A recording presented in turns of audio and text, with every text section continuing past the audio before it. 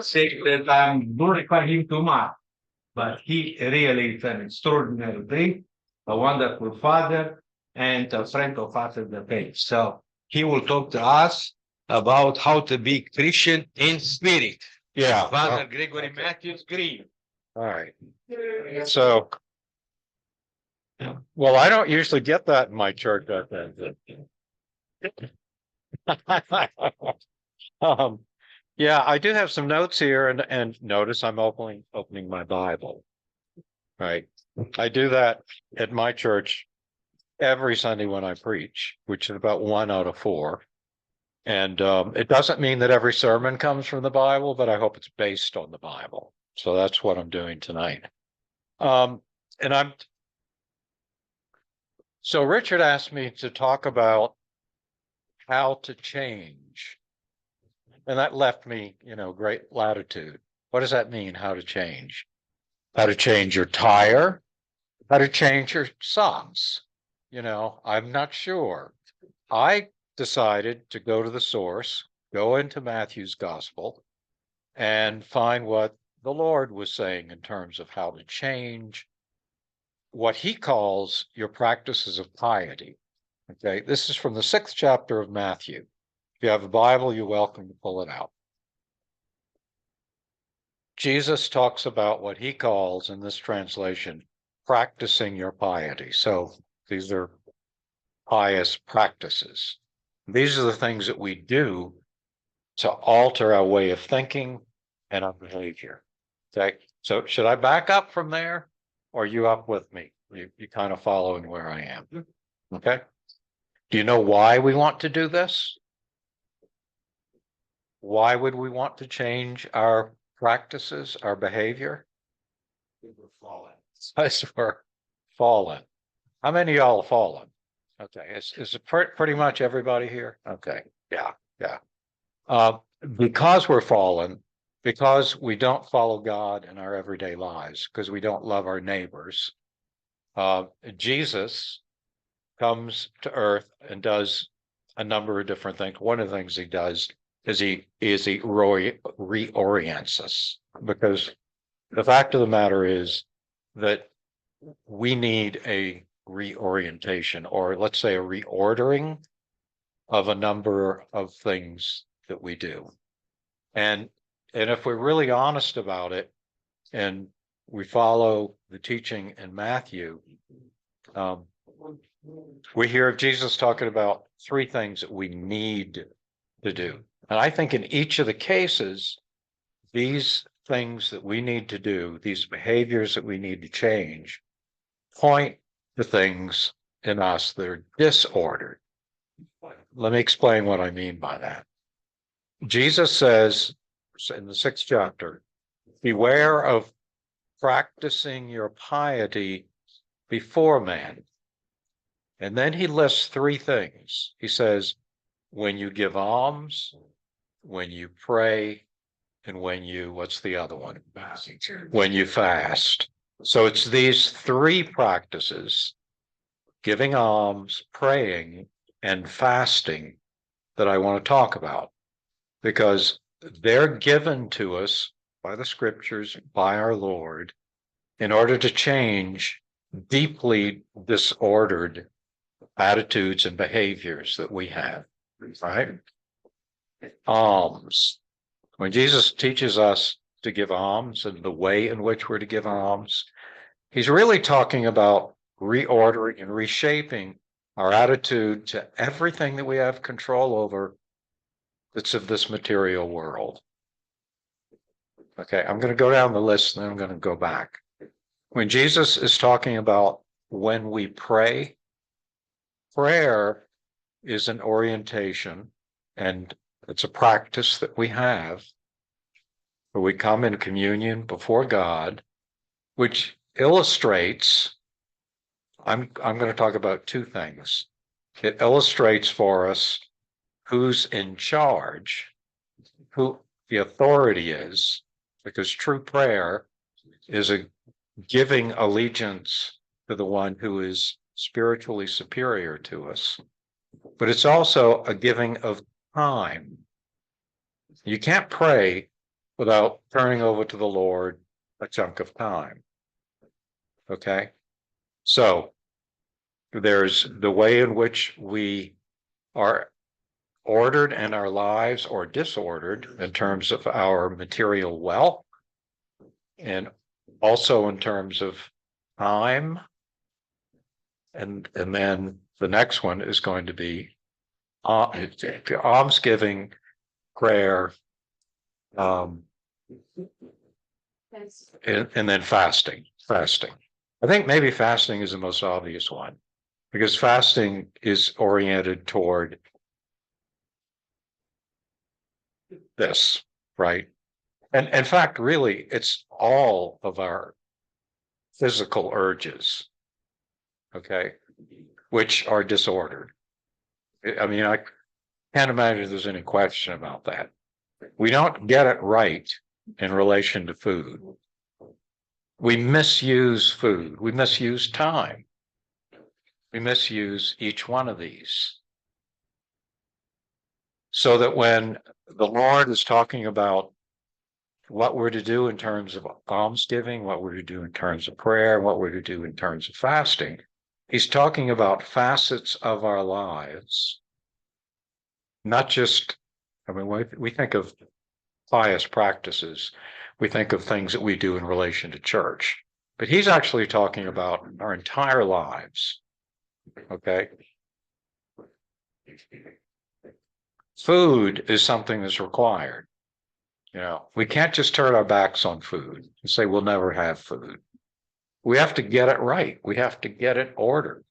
We have to have a relationship to food which is sustaining to us and yet doesn't play into our, again, disordered psychological and spiritual states. This is really fundamental. Each of these things we have to receive as gifts from God. And we have to recognize that prayer is a gift from God. And I'm suggesting because it takes charge of our time, kind of time that we have to give to Him. Just like an almsgiving, the church and the scripture talks about tithing, is it not? Taking a certain portion of our wealth and giving it to the church, or through the church to the poor, and doing that as a sign and symbol that everything that we have that is of our wealth will be used toward His kingdom. Right? That's what the giving of tithes is all about. It's not just to support the church. It's to say that that is a pointer to the fact that we're willing for all of our lives to be supportive of God's kingdom. So that's true of almsgiving. Is also true of prayer. Prayer, because as I said earlier, it's a pointer back to our time. How do we use our time? We give a portion of it to God. It's like we give a portion of our wealth to God. We give a portion of our time to God. And we do that in a variety of ways. Certainly, we can be involved in outreach, attend church services, and so forth. But it's the prayer portion in particular that becomes a sacramental representation of our whole lives being turned over to the Lord God. When you give alms, when you pray, and when you fast. Well, the fasting has to do with our sexuality as well as food itself. And this is, I mean, I didn't make this up. This is the fathers. If you look at the fathers and their teaching about a relation to food and what the role that fasting plays, and they're also talking about at the same time God-given gift of sexuality. So it's all within the umbrella of God's kingdom and what we're able to do in terms of our own surrendering to God in our lives. I think it's really interesting that this three-legged stool, if you want to call it that, of almsgiving and prayer and of fasting, that Jesus talks about these in the Sermon on the Mount. And he talks about them in relationship to the Lord's Prayer, actually. In the 6th chapter, when Jesus begins by saying, beware practicing your piety in the wrong ways, and then teaches how we ought to give alms and pray and fasting. In the midst of that, he gives the teaching about the Lord's Prayer. So I would suggest that what is being pointed to here is that Christ wants us, when we pray the Lord's Prayer, which we do several times a day, right, in our practice, to use the Lord's Prayer as a way of kind of gathering our whole lives together. And think about that relationship to food. Think about that relationship to the wealth that God has given us. Think about that relationship to time. And I think the relationship to time may be, in some ways, the hardest one to think about. Because after all, we at least have the standard of a tithe in relationship to our wealth, whether we live up to that standard or not. There's no such biblical standard that's given in terms of time. We're just simply told to pray, to be in communion with God, especially in that expressive way of prayer. And yet, the fact of the matter is, if you look at the church's practices of prayer, and especially the monastic practices, you're looking at, in fact, giving a proportion of all time back to God.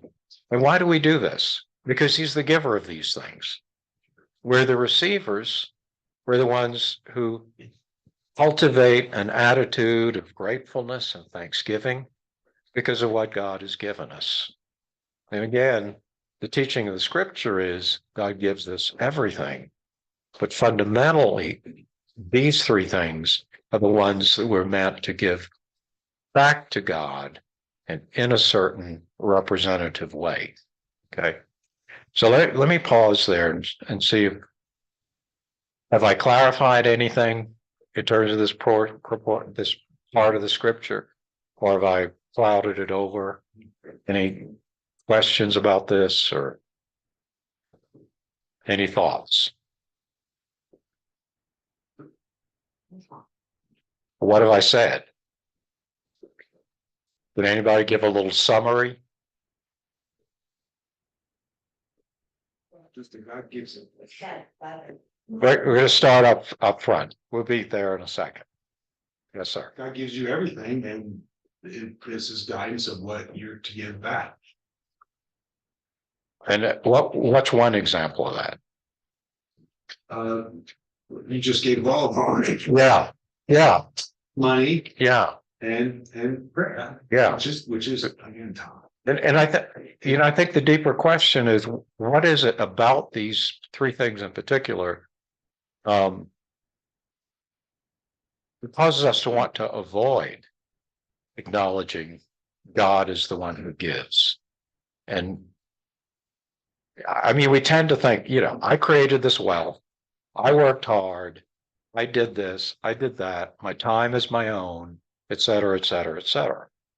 We tend to think that we stand somehow independent of God. That's it. And you said earlier, in response to another question, it has to do with the fall. Obviously, that has to do with the fall as well. Just the idea of framing everything as me and I'm independent, and I'm not the one who stands in relationship to God as subservient. We just want to reverse all this and make it much more duplicitous, really, because we're fooling ourselves. I think the Sermon on the Mount comes in a particular place in Matthew's Gospel, where Matthew has unfolded for us the beginning of the ministry of Jesus. He's told the infancy story, He has Jesus go out into the desert and the challenge. Um, and then he comes back and he does several teachings having to do with various things that people have already heard. For example, he says, "You've heard that it was said of men of old, you shall not kill. Whoever kills should be liable to judgment. But I say to you." So what he's doing here is he's taking several Old Testament teachings and showing how he is really the authority behind them because he has the power to reframe them, doesn't he? And we say often that Jesus does not contradict anything in the Old Testament, and he doesn't. He does deepen our understanding of Old Testament teachings and principles. And that's what he does here. I mean, he even does it in you've heard it said, you shall not commit adultery. Right. We get that from the Old Testament. But I say to you, everyone who looks at a woman lustfully, what he does in each one of these passages is he drives it into the heart.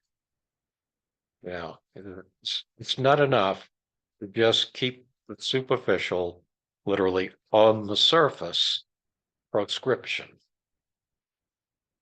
What I want you to do, says Jesus, is look deeper into your heart. See if there's a conversion that's happened there, and not just convincing that you need to be obedient to the law, but an understanding that everything needs to be conformed to the love of God. That's what he then proceeds to do with these three things: the almsgiving, prayer, and fasting. He drives them deeper. He says, yes, you can obey the outward teaching, but are you really being obedient in your heart? Do you see what is really happening with these things? What their real purpose is, what their ultimate goal is. It's that deeper and deeper conversion.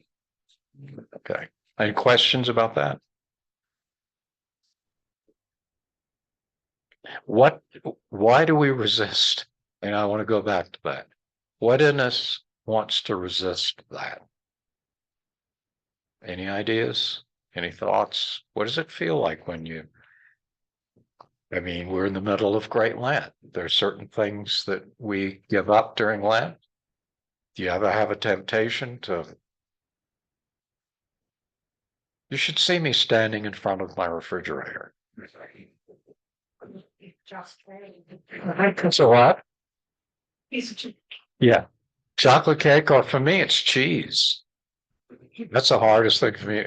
I don't like giving up meat either, but cheese in particular. So I'm standing in front of the refrigerator because we haven't thrown the cheese out. It's there talking to me. I mean, what could it hurt? Just have a little slice of cheese. It might actually enable me to keep going, right, through the rest of Lent. What happens in that process? Any ideas? Any suggestions? Discipline. What? Discipline. Well, discipline is what I should be practicing. It's rationalizing. Or It's incredible rationalization. start to rationalize and Yeah. question. And Yes. it's no big deal. Yes. It's all that self-talk. Don't be legalistic. Nobody's And gonna know. nobody. Yeah. And it's more important what's coming out of your mouth. Right. Yeah. I so identify with everything you're saying. Just yeah. So what we wind up doing is denying Christ, taking up our cheese and following. To coin a phrase. Turn down. Yeah. It has a certain ring to it. Yeah. I mean, these are kind of simple, superficial things in some ways that we're talking about, but they point to something much deeper, right? That discipline, to pick up on your word, is required to make disciples. Yeah, we all want to be disciples of Jesus, but somehow do it without discipline. I just want it to come more natural to me without me having to be obedient. But in fact, because we're fallen, we need something to come along and rework that. We need to be obedient and obedient and obedient and obedient until we begin to form good habits, good practices, which Jesus calls practicing your piety. We want those things to be formed inwardly and not just things that we have to obey outwardly. But until they're formed inwardly, we have to be obedient, right? Okay, because it's all a process of struggling toward formation and discipline. No discipleship without discipline. No following of Jesus unless we're obedient. This is simply the way it works. Yes, Father.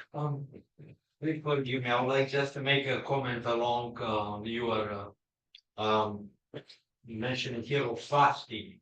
Fasting in the more general sense, it's also self-restraining, not just the food, but of all the temptation, specifically from sin. Yes. Mighty theologian once said that if actually Adam and Eve were fasting, with other words, obeying, listening to the word of God, they will be still in the Garden of Eden and will be also live forever. If they will beg forgiveness, they will be forgiven and still will be in the Garden of Eden. But they did not. So, in this context, I would say that the recipe of praying, fasting, or giving, it's almost a recipe for overcoming sins. Because unless we take a serious and direct personal type of approach to those, we always, will rationalize, we'll put it in, we'll make a narrative about that, and will never actually become what we were intended to be. What we're intended to be to begin with. Jesus there on the cross said, Eli, Eli, lama sabachthani, what do you forsake me, Father? Was not, at least in my mind, that God forgave Jesus and let him, to be crucified as I thought many years. It's almost like Jesus was saying, why those people did not hear my word and understood my sacrifice and forgot the sin. Because the sin, it's making a separation between you, God the Father, and me. We are both divine, we are divine, we are supposed to be 35%. And guess what? After all these 30 years, after I told them all those things, there are still people here who are actually in the mud, in the sin, in the darkness. And maybe that may necessary, the judgment. Yes, some of them may go there maybe with just the judgment of the priest, spiritual father, or by their good deeds, but for many of us will be a judgment because we do not renounce totally to the sin and consequently do not fill the gap between Jesus and God. Yeah, and I would point out the fact that it's obvious, but it takes the Triodian at the beginning of Lent to remind us that they fell, Adam and Eve, through disobedience by what they chose to eat. It was the first act of disobedience, and it was all over food. Now, and that the giving of alms, prayer, and fasting they in and of themselves do not exhaust the ways in which we learn obedience, but they're the God-given and scripturally directed means by which we learn. And so there's got to be something fundamental about them, something very, very basic. And I think that learning to be obedient, again, sort of returning to the garden, it is what it's about the recreation, really. It's about finding ways to receive God's own grace, because that's what he wants to do. He's a loving God. He wants to pour out his grace. And so he gives us the means by which he can do that. Now, and obedience is like the big pipeline, okay, for God's grace to come to us. And this is the lesson. This is the lesson that all of Lent is about. You know, it starts with these simple words in Matthew's gospel, but it's all about this. Whether this is obedient and wants to love the loving God in return, or whether it wants to rebel and carry on in its own devices. So I thank you for inviting me to share some of these words tonight. And I pray God's grace on you, and that you'll have the next several weeks of great Lent as times of grace, and that you'll see them as the potential that they are for drawing near to the Lord. So thank you. Any other thoughts? I've always been curious as to the other parts of Christianity. The Protestant world doesn't fast. They don't understand the whole fasting thing. How about that guy sitting next to you? Does he doesn't have any?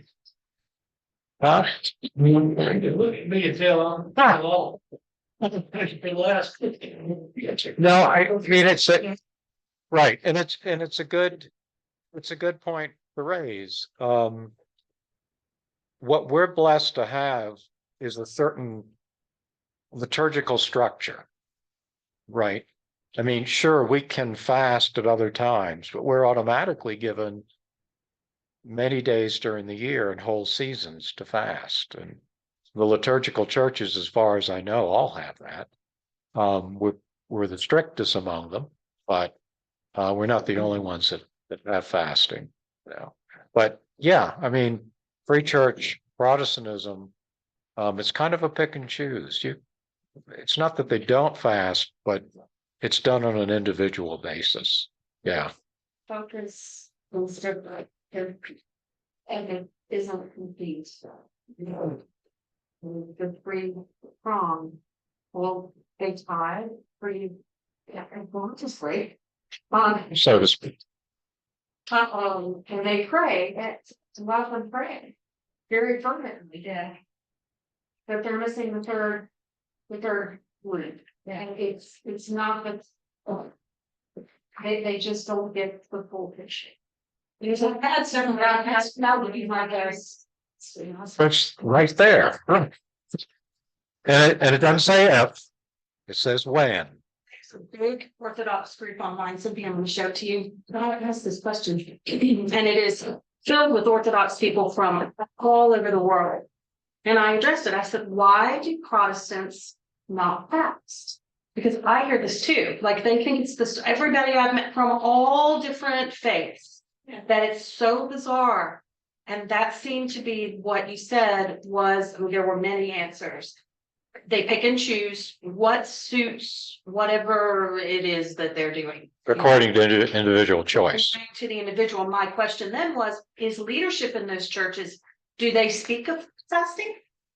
I don't know. Like not in some Yeah. sometimes. It's also that unlike tithing, which is specified multiple times, and prayer as well, they overlook the fasting because they think of it as a work. Yeah. And it states like faith and not work. And that fasting is seen as a work. As they work. And though we too can fast individually, in fact, we practice most of these acts of piety as a group, corporately, as a community, as a family. Yeah. So my vet Right. Methodist, I saw her yesterday. She's in, she could be sitting here, big time faster. So I said, so you're Methodist? I am. I said, "And as a church, do you fast together?" She looked at me, she said, "Oh, I don't know." I said, "So no. it's not done collectively." Yeah, yeah. Not, no, not, no. I said, "Oh, okay." So they talk about it, she said a little bit, but then I guess they just kind of leave it to everybody can pick and choose. Yeah, kind of. The hidden irony there is that John Wesley, of course, who was the founder of Methodism, was a big believer in these spiritual acts, these acts of discipline. And yet somewhere over the last 200 years, I don't know the history of it that well, it kind of got lost. Yeah. There's also the, and this is more practical issue, but your job is to be a priest. You're paid, and that's how you support it. Or I assume you're paid at least.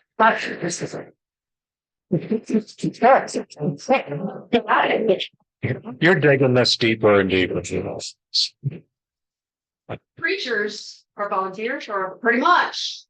So them having an individual relationship with every single person to talk about the individual fasting regimens for each individual person in that church is just not practically, it's not realistic. Because if this person over here has to have a high protein diet, well, and obviously they need to still have meat somewhere in there. If this person's doctor already has them on this diet, then I mean, because things get shifted depending on the individual here. You talk with your priest, you talk with your spiritual father, and you say, okay, here, I understand these are the general guidelines, but Yeah, but with, so they don't want to go into that, is what you're saying. they don't have it's the time. There's not, Yeah. And they don't it's have, to the wayside. they don't have a tradition behind that. There's not a tradition behind it, and Yeah. even if there were, I don't think realistically it would be, they would be able to uphold it over time. I just don't think it's, and so Yeah, and they focused highly on tithing and prayer. And I think when there is fasting, it tends to be occasional in the sense that for specific occasions. Like maybe this group is looking for a new pastor, so they agree to fast for a week. I'm making that, Dan. but it's yeah, it's that kind of thing. It's that kind of thing. As opposed to having seasons or days of the week. And we don't for nothing. We have particular reasons why we have those, but yeah, but they're built into the life of the church. I read recently in Father an article about fasting, written by Russian. What I want to say that about fasting, it was always my personal belief that if we do not fast from the fasting from food, it's a basic discipline of our bodies. So we will be able to rein our words, our thoughts, and our feelings. The basic reason the fathers of the church gave us the fast is for the discipline of our body. Actually, the whole abstinence during the Great Lent or all the fasting period, it's because we have to discipline our flesh. I have to tell you that in the Romanian literature, years ago, before the communists came in power, it was there are few novels where children born in December, the people in the village always question, "Oh, why are you born in December?" That was quite right.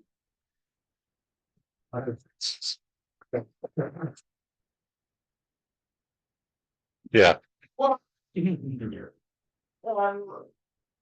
So works that discipline of the flesh. And I'm firmly convinced that if you will not master our flesh, we will not be able to master our words, our thoughts, and our behaviors. And that you're exactly right. That is what the fathers say. In fact, I read a lengthy quote from St. John Chrysostom just today. It said basically what you're saying. So From the golden mouth to your mouth. If you know what Chrysostom means, right? Yeah, that's exactly on target. Okay. Should we be closing down? Okay. Thank you all very much. I appreciate you. Yeah.